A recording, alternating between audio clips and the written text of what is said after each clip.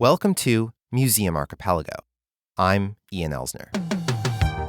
Museum Archipelago guides you through the rocky landscape of museums. Each episode is never longer than 15 minutes. So let's get started. There's a new tool in young Earth creationists' quest for scientific legitimacy: the museum. Over the past 25 years, dozens of so-called creation museums have been built, most of them in the U.S. Borrowing the style of natural history museums and science centers, these public display spaces use the form and rhetoric of mainstream science to support a belief in the literal truth of the Bible, including the creation of the universe in 6 days, about 6,000 years ago. A museum lets creationists speak directly to the people in an unfiltered and unchallenged way.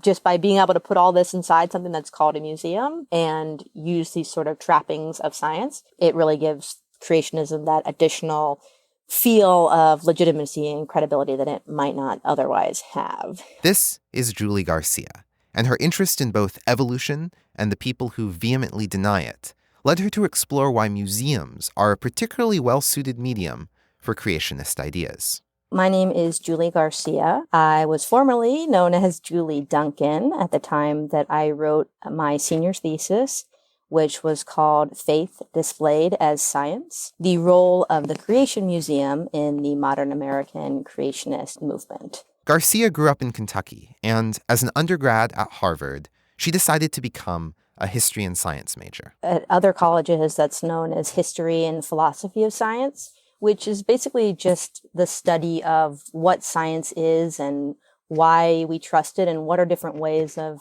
knowing the world. For me, part of the reason I had gone into it is because I had always just had a fascination with evolution, and I had also had a corresponding fascination with why so many people so vehemently didn't like evolution, and why so many people, to the point of 30, 40, sometimes 50% in certain polls, believe in creationism. I was prompted to write this thesis when in probably 2006 or so, I heard that in my backyard in Boone County, Kentucky, Answers in Genesis, a creationist organization, was going to be building the largest creation museum in the world, known as the Answers in Genesis Creation Museum, a $27 million facility over many acres, about 10 minutes from my house. The Answers in Genesis Creation Museum, also known as just the Creation Museum, opened in 2007.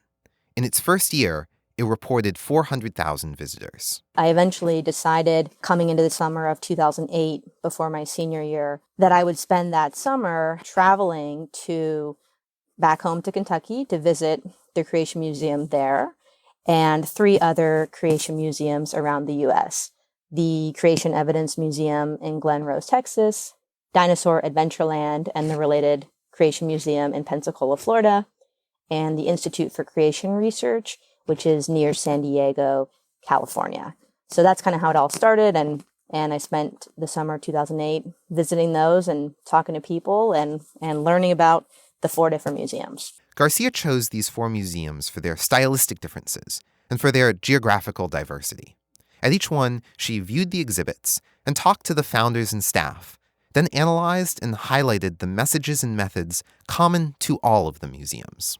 There was some trepidation before I went because I was worried that by disclosing that I was not a creationist, that they would assume that I was out to write a smear piece on their museums, which honestly, when I read my thesis now, I think there are certain things that I would now phrase differently that came off snarkier than I think I would write them now. But everyone was very kind to me, and they were all very eager to show me everything that they had built, and they were very proud of it. I came away from it thinking, these are very nice people with whom I just disagree. But that's the thing that kind of stuck in my mind the most, is that everyone I talked to was very nice and obviously very faithful and believed completely in what was being shown in the museums. I did feel uncomfortable seeing all the children there. It's one thing, obviously, for adults to decide what they believe and do whatever they want with those beliefs and feel very strongly about them and teach them to others.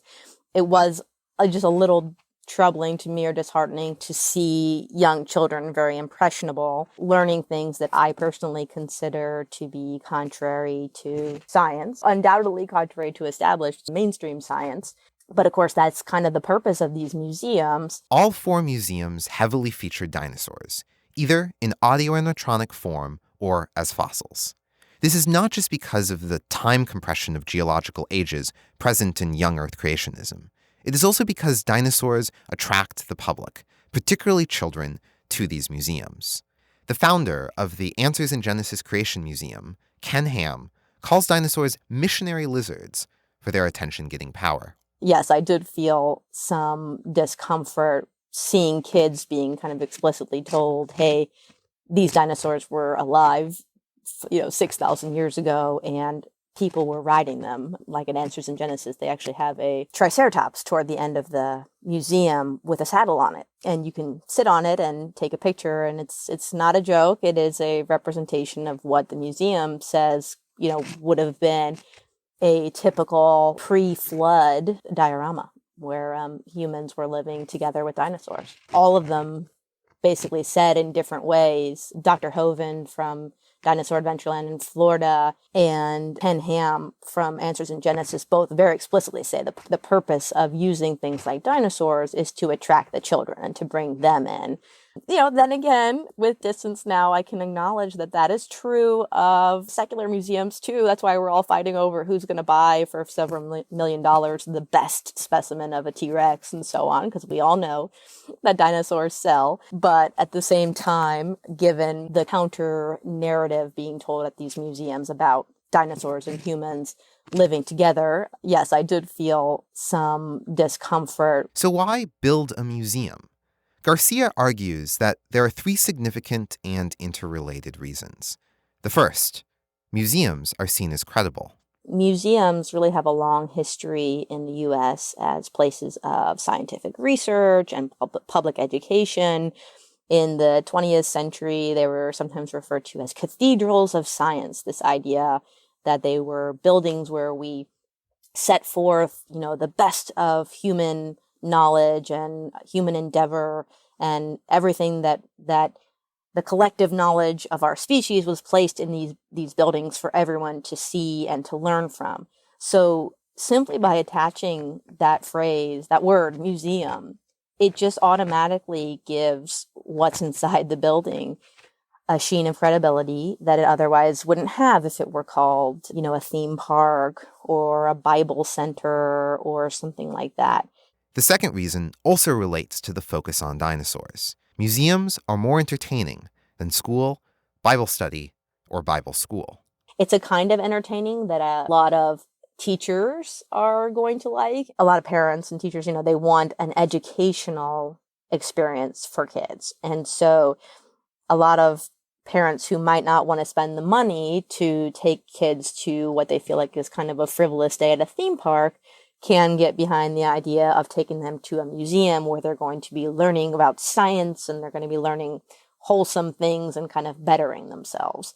Now, going along with that, the entertainment value is a decent amount of money. At least as of the time that I was writing my thesis, I know that evangelicals were the primary audience for a market of about $4 billion a year in the religious entertainment industry. The final reason? Going directly to the people. Number 3, I think, honestly, might even be the most important of them, which is that a museum lets creationists speak directly to the people in an unfiltered and kind of unchallenged way. And I think this is a large part of a larger movement away from what creationists had been doing, which was bringing these challenges in the court system. They, in the 60s, 70s, 80s, had suffered a string of kind of stinging defeats. The court, when things go right, a legal proceeding is designed to get to the truth. And part of getting to the truth is subjecting assertions to rigorous cross-examination. And you have someone sitting up there, the judge, who makes rulings about what is a good argument and what's not, and can keep certain evidence out and can rule on who qualifies as an expert. And those were things that weren't going well for creationists. After they lost a number of these cases, they started moving more toward this museum model. And I think that is because there is no cross-examination in a museum. In fact, there is no opposite point of view if you don't want to give it. There's no requirement that you describe how other people see evidence or that you respond to criticisms of the way that you are presenting your point of view. Being able to go directly to your audience without a middleman is one of the main ways the media landscape more broadly has changed. There's now more space for viewpoints that used to be far outside the mainstream to directly attract their own audience. And it doesn't have to be on the level of a single institution either.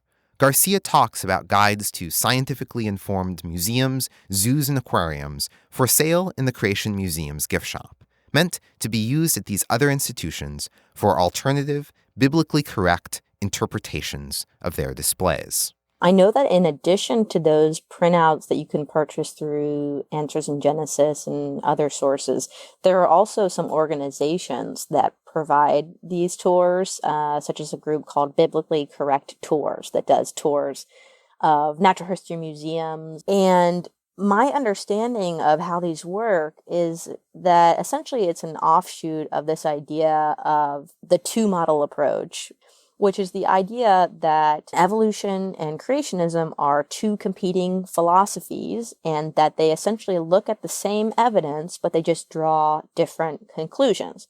And so by having a sort of biblically correct tour of the museum, these organizations explain how creationism is not opposed to science in their view, because they know that Americans, for the most part, like science. Nobody wants to be anti-science. So if anybody disagrees about things like climate change or evolution, usually the way that it is phrased is not, well, I don't like science and I just reject science.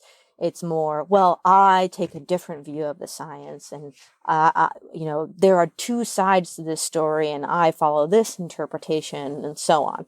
It's not just that museum goers like science. Garcia points out that audiences tend to trust information more if it's presented in a high-tech style. In her conclusion, Garcia writes that it seems probable that in the years to come, we will see the construction of more museums, most likely in the high-tech style of the Answers in Genesis Creation Museum, which has proven to be quite lucrative. Now, it's easier for people through media like Twitter and through buildings like their own creation museums to kind of claim the same sort of authority and have an impact that they otherwise might not have, in the past, where they wouldn't have had that ability to get their message out. This has been Museum Archipelago. You can find show notes and a full transcript of this episode at museumarchipelago.com. If you liked this episode, you can support the show and get some fun benefits like logo stickers and a bonus podcast feed by joining Club Archipelago on Patreon. Special thanks to Club Archipelago's newest member and host of the excellent Museums in Strange Places podcast, Hannah Hethman. Thanks for listening. And next time, bring a friend.